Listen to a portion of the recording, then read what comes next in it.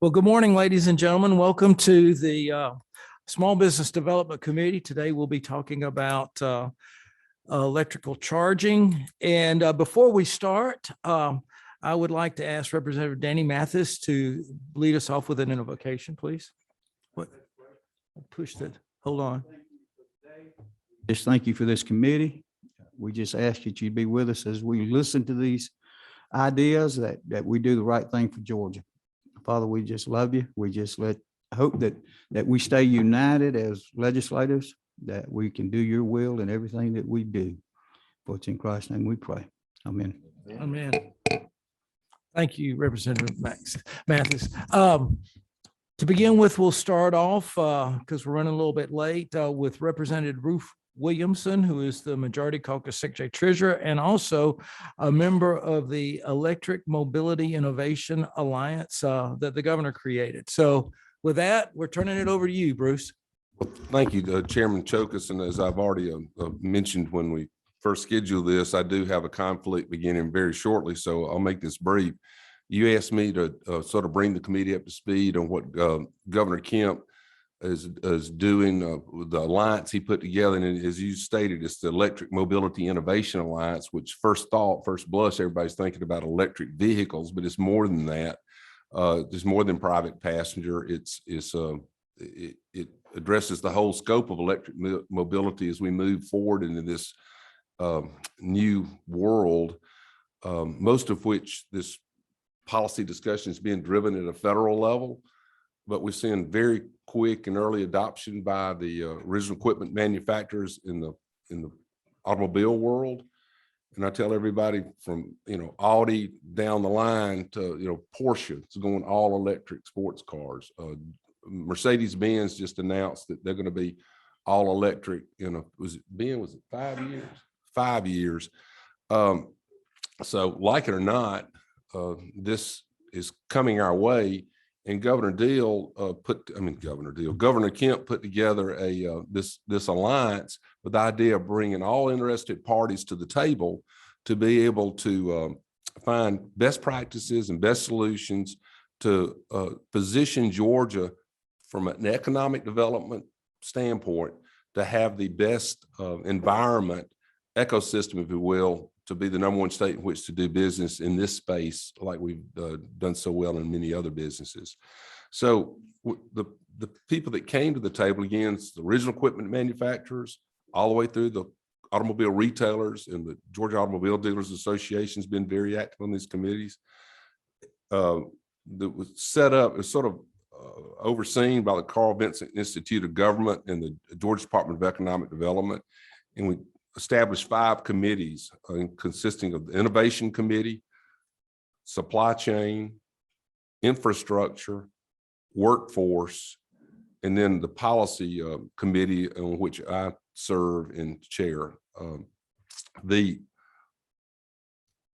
All these committees worked very well with one another, but you think of anybody that wants to touch this space from I understand the gentleman here is from Chargepoint. Well, they make the equipment that gets the power into the car. Obviously, the utility providers at the table, the oil distributors, the gasoline retailers, they're at the table. And it was interesting, the approach that all of the convenience store folks took is they say their words are, we're fuel agnostic.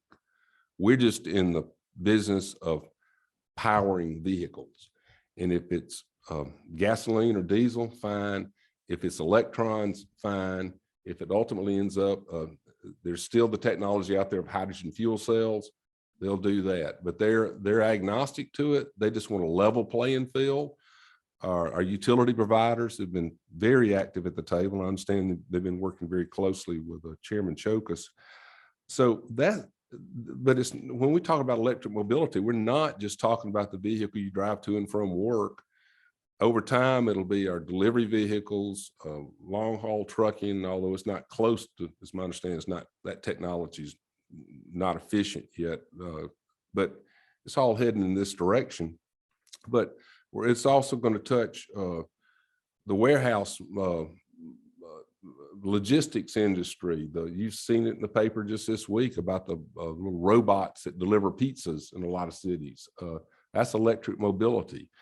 Agriculture, and there's several of you from South Georgia, the heart of Georgia agriculture. You're going to see a lot of farm implements gravitating over there. If farmers can save money, operate efficiently, at the same improve their bottom lines, you can see electric tractors, but that's a long way off. But there's things that will happen in that space. All that being said is that the focus of the committee on which I serve is all about economic development. It's not about there's been discussions about consumer-driven incentives, but that's not the issue that we're trying to work on. We're trying to work on business development, as indicated by these committees that were established. We talk about simple solutions that is probably going to have to be driven through the federal government, but just physically, how many types of charger connections do you have? All of us live that nightmare world of all our cell phone chargers, but if you come up with more of a standardized connection methodology, I think it works to everyone's benefit. But who's gonna bring that issue forward? I don't think that's gonna be solved at the state level, but it's things like that we talk about. All of us know that Northeast Georgia now has got a 2.2% unemployment, and we're talking about workforce and how do we have transitioning our existing automobile industry that the men and women I grew up with that are in that space. They know how to work on internal and work and service, and I say sell, work on and service internal combustion engines. Well, this requires a shift over to this new technology. And the Governor Kemp was very clear that he didn't want to leave. Georgia doesn't want to leave anybody behind in the process. So we're trying to get a handle on it now. How do we kind of segue into this business as the nation does that? And how do we position Georgia to be number one space from an economic development standpoint? So that's, and in the final report is just now being put together. There's final input. All the committees have turned in their reports, and we're just cobbling together the final report for the governor. So that's an overview of what the work this committee's been doing. Be happy to answer any questions. Well, in the interest of time, we're not going to have any questions, but I do have a request. Sure. Would it be possible for the Small Business Development Committee to get a copy of that report once it's been completed? Yeah, it'll be, well, now that's, frankly, I know it's going to the governor and the Georgia Department of Economic Development. Take that matter up with them. Okay, So, be happy to. yeah. Well, I appreciate that. And I see that the governor and the Alliance are looking at the long view and the big picture. And I appreciate the governor's work. Bruce, I appreciate your work in that committee. I know with your involvement, it'll do good work. And I also appreciate you taking the time today to come and speak to us. Thank you, Bruce. Happy to do that. Thank you. We appreciate you. Thank you very much. At this time, we're going to call on Ben Jordan, who's the Director of Government Relations for the Georgia Automobilers Association. And Ben, I'm going to let you kind of be the master of ceremonies because you brought a lot of guests that have some important information and they have busy schedules. So I'll let you put them in the order that best suits their schedules. So Great. Ben, thank you. I appreciate that. Mr. Chairman, members of the Small Business Development Committee, good morning. I'm Ben Jordan from the Georgia Automobile Dealers Association. I'm joined today by our President Emeritus, Mr. Bill Morey, and State Senator and proud Ford dealer from McDonough, Georgia, Emmanuel Jones. Honored to be with both of them today. I wanted to thank you, Mr. Chairman, and the committee for looking into this important issue. Also wanted to thank Governor Kemp for putting together what we've called the EMIA, as Representative Williamson mentioned, the Electric Mobility and Innovation Alliance. Really spent the last 2 months broken up into 5 committees studying various topics of this transition into more electric vehicles and electric mobility.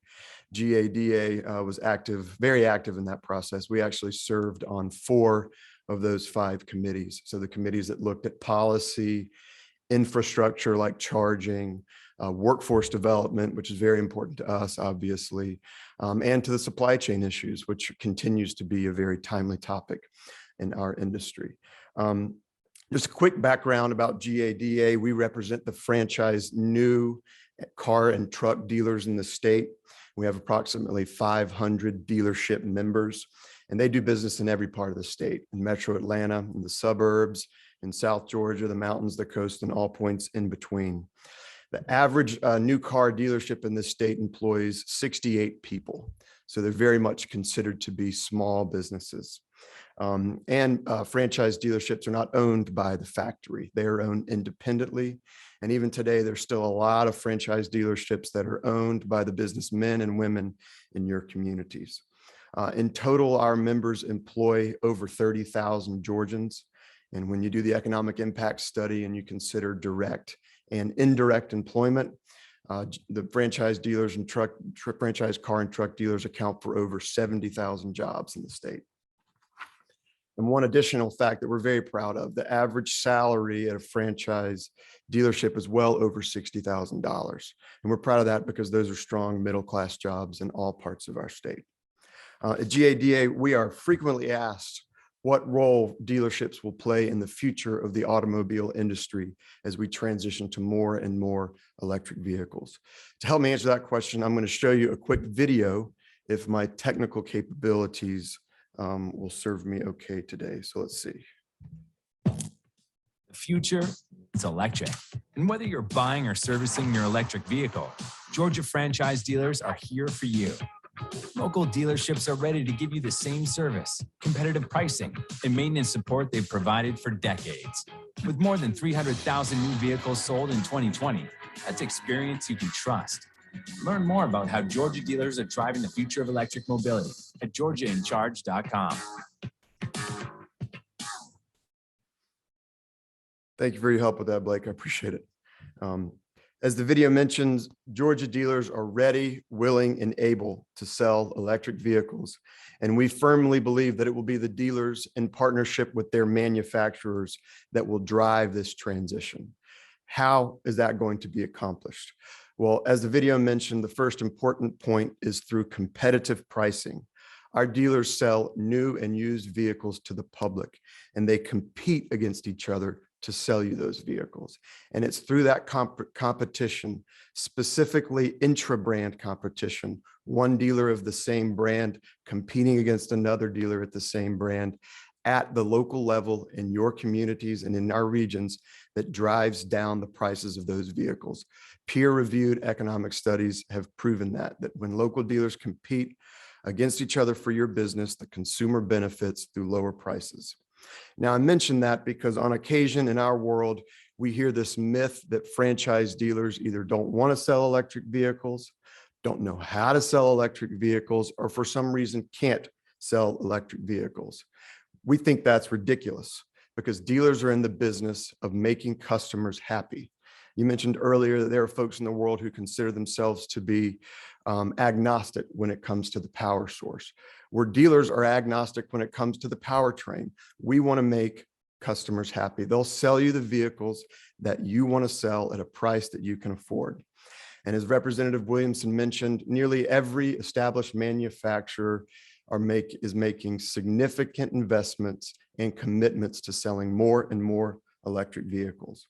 Like their manufacturers, our dealers are also making significant investments. Just one example, Cadillac dealers are spending approximately $200,000 per dealership to get prepared to sell and service the new electric Cadillacs coming to market very soon. Senator Jones is a Ford dealer, may speak to some of those investments he's making and some of the transition he's making at his dealership in McDonough. So the truth is, our dealers are not only ready, willing, and able to sell electric vehicles, a number of them are already doing so. In fact, we have some of the most successful EV selling dealers in the country right here in Metro Atlanta. Our dealers are also going to win the future by providing all of us the same service and maintenance that we've all come to expect. Our dealers are certified by their manufacturers to make repairs covered under a factory warranty and to fix your vehicles when a safety recall is issued. As a result, our dealers employ thousands of highly trained technicians who perform these services to the driving public in Georgia and throughout the country every day. And those technicians are very highly paid. And there is still a shortage of certified automotive technicians in the industry. And while electric vehicles may have different maintenance and service requirements from an internal combustion engine, electric vehicles need service. And that's another point I wanted to drive home today, because there is, in fact, a myth in our industry that somehow electric vehicles won't require much service at all, or that franchise dealerships won't be needed in the future of the industry because electric vehicles won't require service. That too is ridiculous. We've heard it over and over the last 2 years from our dealers. Electric vehicles are vehicles. They're made of parts that deteriorate or degrade over time. They have big, sophisticated electric batteries on board that require regular maintenance and service. And of course, they also have wheels and tires and brakes and onboard computer systems, wiring, steering wheels, gear shifts, windshield wipers, paint, et cetera, et cetera. We all know, it's common sense, these parts will break down and malfunction over time. So electric vehicles also have problems that need to be covered by a factory warranty. And yes, electric vehicles have been subject to recalls, and a number of those recalls have been in the press over the last couple of years. So who will fix all of the problems, and who will provide all of the service and maintenance needed to take care of the electric vehicles and more as more and more come online?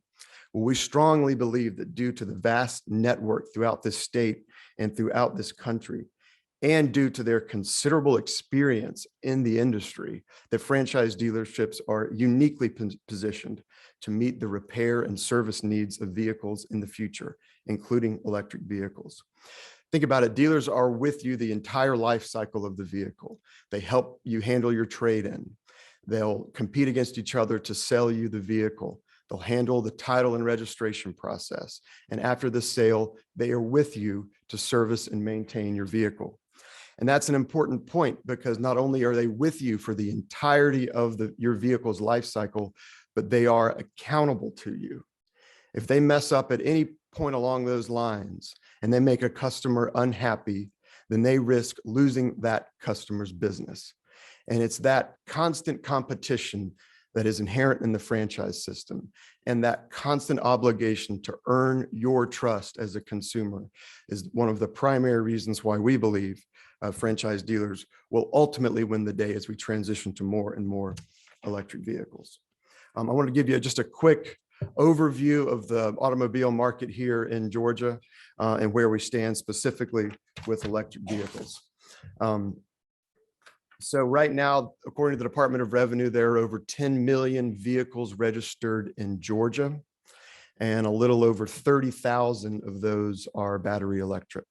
So that's just 0.3% of the current vehicle fleet registered in Georgia.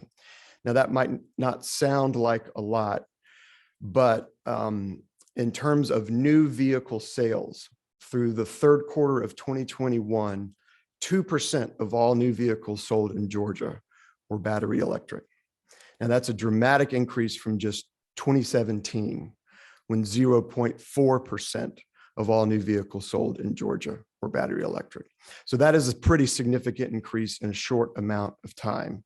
And we in the industry, and certainly from the dealer standpoint, expect that increase to continue. Now, you may ask why, and here's kind of our assessment of why we think more and more electric vehicles will continue to be sold. Historically, there's really been 3 reasons why more and more electric vehicles haven't been sold yet. First, we believe, is just the lack of options, the lack of supply. There really have only been a few manufacturers making them with only a few models available. So with a lack of supply, there really hasn't been that much demand at a macro level. Second, the price point for electric vehicles has mostly been high. They've mostly been luxury vehicles, and they've mostly been outside of what the typical American wants to pay for a vehicle. And the third, and perhaps most important, is just the lack of charging infrastructure and the associated range anxiety with possibly buying an electric vehicle. Range anxiety meaning, well, I don't have an electric charger at my house, or I don't want to have one at my job. And if I take a road trip, I don't know where I'm going to stop to refuel my vehicle with electricity. But we feel like all three of those factors are changing, particularly from the retail level, from the dealership level. More and more electric vehicles are coming on to market for consumers to consider buying. Right now in Georgia, there are 58 models of battery electric vehicle available for purchase.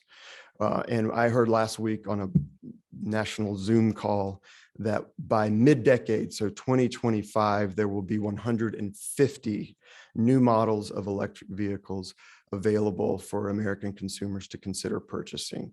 And the important point there is that not only will we have more options to consider, but they will be available at various price points, including in the more affordable range. And they will be available across vehicle segments. So it won't just be the luxury sedan that's electric, but we're going to start seeing electric pickup trucks. We're going to see electric sports utility vehicles, and we're even going to see electric compact SUVs and crossover SUVs. And those are two segments that have really gained in popularity on the gasoline side over the last 3 or 4 years. So we see, with more increased options available at sale, more interest from the consumers and more demand. With respect to charging infrastructure, again, I applaud Chairman Chokas, members of this committee, and certainly everyone involved in the EMIA for taking a lot of time to really delve into that issue, because that will require, I think, further study and assessment. But it's an important point to maybe alleviating some concerns in the public that they may have about purchasing electric vehicles. With that, if you don't mind, Mr. Chairman, I wanted to kick it over to our resident expert, State Senator Manuel Jones, and a proud Ford dealer, to give you some insight from a personal perspective.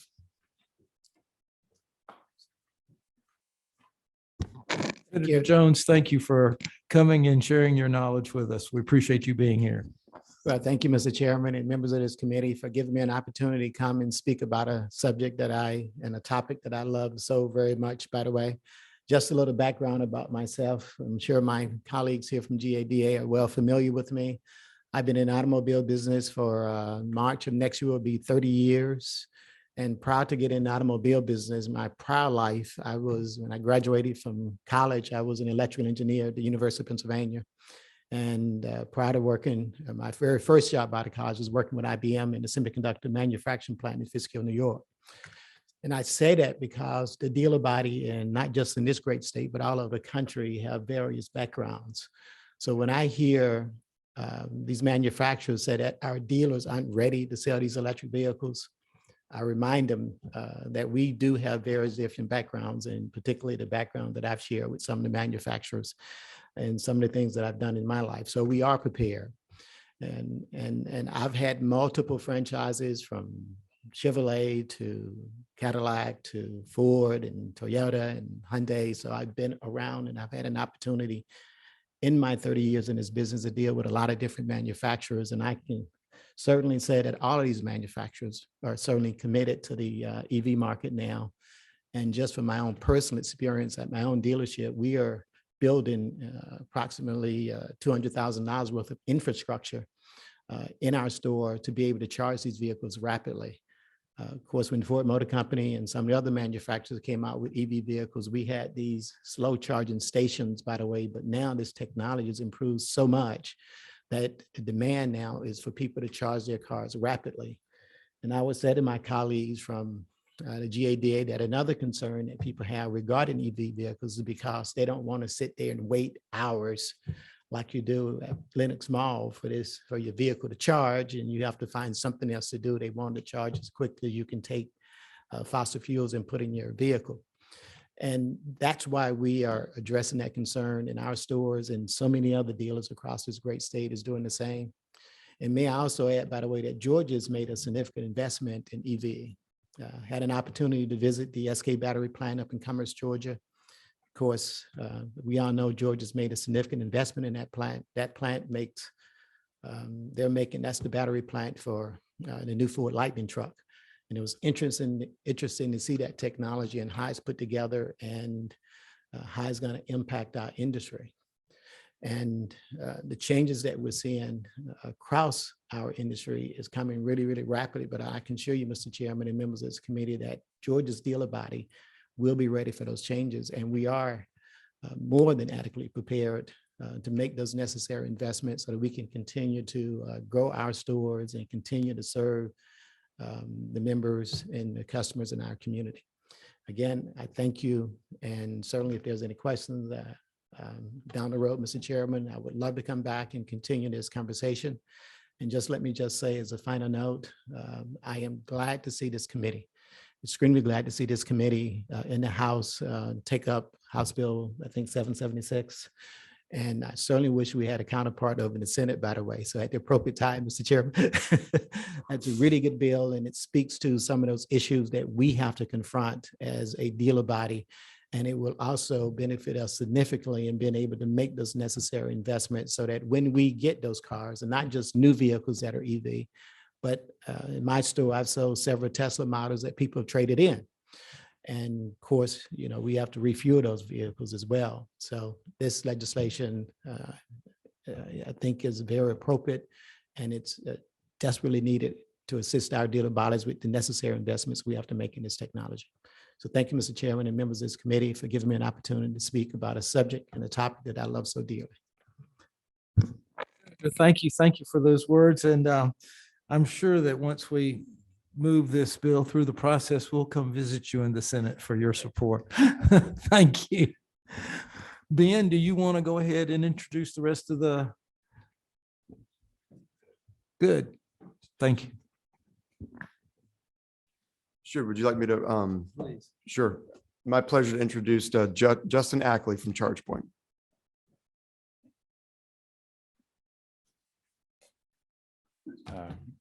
Good morning. My name is Justin Ackley with Chargepoint. First and foremost, thank you, Chairman, for hosting this and having me follow Ben. He set the table for me. Usually my job's not this easy. Chargepoint, my name is Justin Ackley. I manage Chargepoint public policy for the Gulf South, so Texas all the way over to Florida. And Chargepoint is the largest electric vehicle infrastructure provider in the North America. So we manufacture not only the hardware, the physical charging stations that y'all see at the local 7-Eleven or Publix or Winn-Dixie, but we also manufacture and operate the software behind the scenes that you would find on your smartphone. That provides the capability to see where the charging stations are, what status they're in, whether they're occupied or whether operational, and they also kind of identify which ones they are. And this works across platforms. So if you have a Tesla, it'll identify not only Tesla chargers, but ChargePoint chargers, EVgo, Electrify America. So it's cross-sectional as it applies to software. I also want to say thank you to everyone, and especially Representative Williamson, for talking about the Electric Mobility Innovation Alliance. Georgia's really setting themselves on a path for success to really get everyone around the table. You've heard from the OEMs and the dealers. The utilities are there as well. The charging providers, the retail fuel providers, the owners and operators of these stations are all around the table talking through the issues that will really set the stage for Georgia in the next 10 years. As you see the growth of electric vehicles, currently somewhere in the neighborhood of about 3% nationally to 25% by 2030. So it's going to be an enormous jump in the next 10 years if everything goes according to plan. I think the key word that I keep hearing, which is vital and very important to the success of this piece of legislation, is competition. You heard from Ben and Senator Jones. Competing against each other in the marketplace is going to create a very robust private marketplace. The way ChargePoint operates is our charging stations, we take those out and we sell those to the local either fueling providers, grocery stores, hotels, restaurants, commercial shopping malls, and we rely on those businesses to understand the communities in which they exist.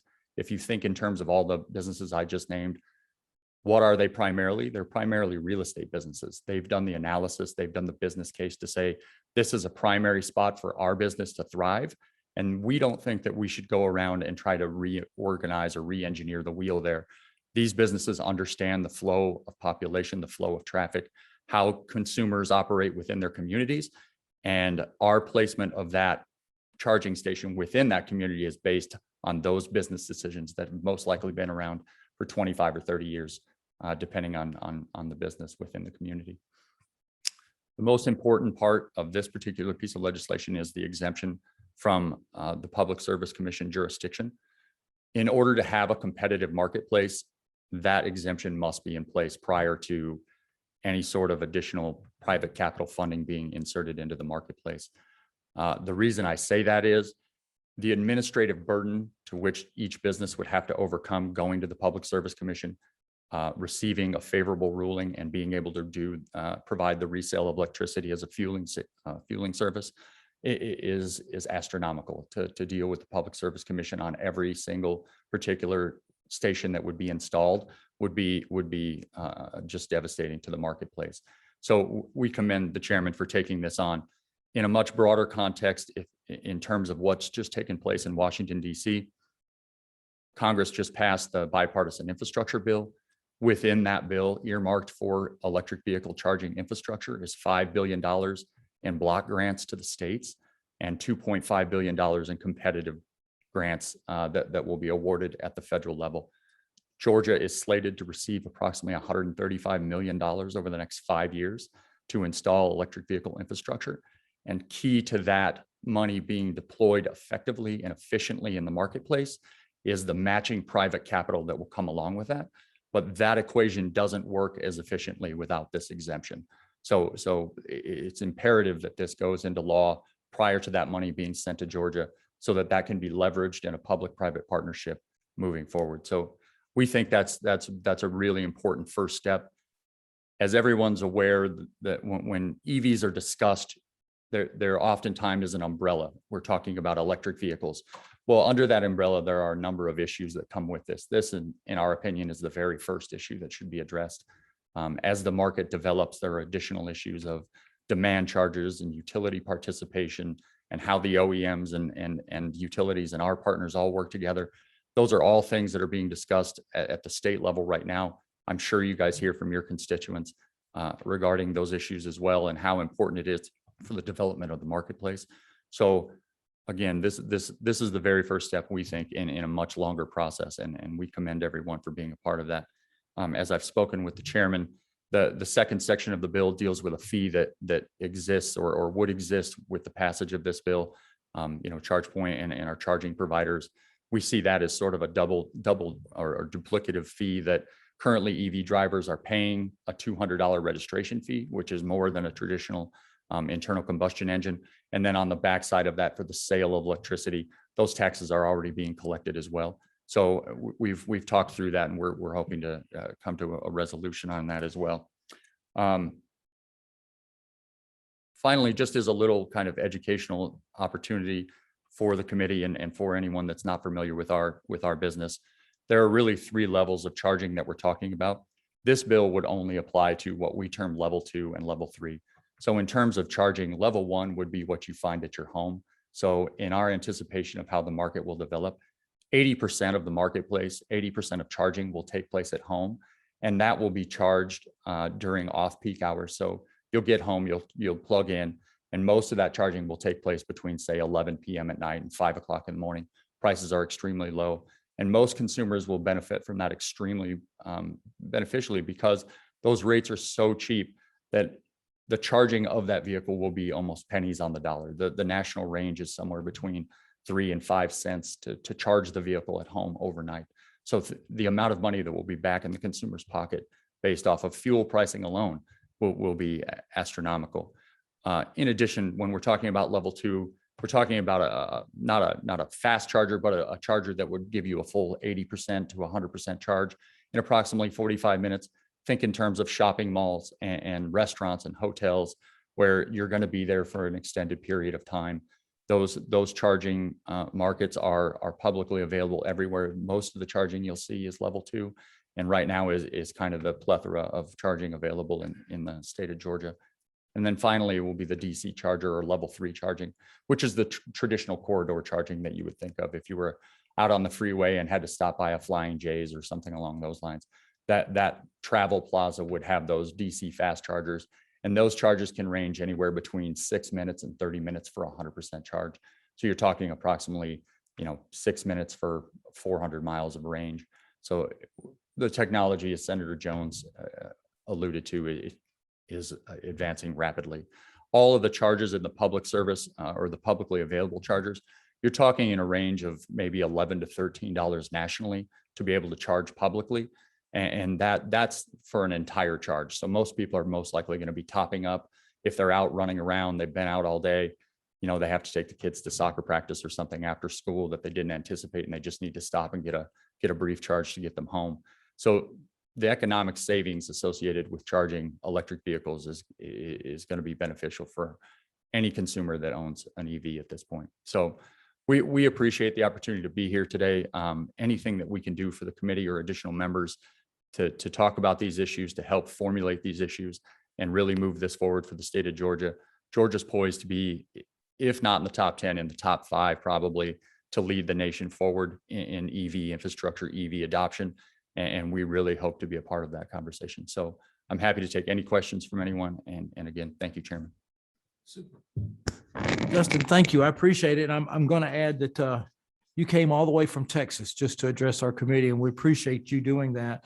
We do have about 6 or 7 minutes. Do I have any questions from either online or from any of the committee members that would like to ask any of the presenters at this time? Yes, Dwayne? Yes, on the charging. Yes, sir. Is this going to be a universal charge that fits all vehicles, or is it going to have a different one for the Tesla versus the Ford versus the Chrysler and so on? That's an excellent question. So currently there are approximately 3 models of chargers that exist in the marketplace. The first one is from Tesla, and Tesla is kind of its own ecosystem. But in the recent months, I would say starting at the beginning of the year, Tesla has offered an adapter with the sale of their vehicle. And oftentimes chargers will also have that adapter so that a Tesla vehicle can use our charger, or a traditional vehicle could use a Tesla charger. So that issue's pretty much been resolved. The other charging infrastructure that exists is, not to get super technical, one is called a J1772 and another is a Chatamo. Currently, Chatamo is only being used by Nissan in their Leaf series. So the majority of chargers currently in the marketplace will be this kind of universal adapter. That should continue down that path as things move forward, where they move away from the Chatamo and into the 1772. Good. Thank you. Very good. Do we have any questions online? Super. Are there any more questions from members of the committee that are here? Great. Well, super. And I don't think we have any more presenters. With that, we'll adjourn our meeting. Thank you very much. Appreciate y'all being here.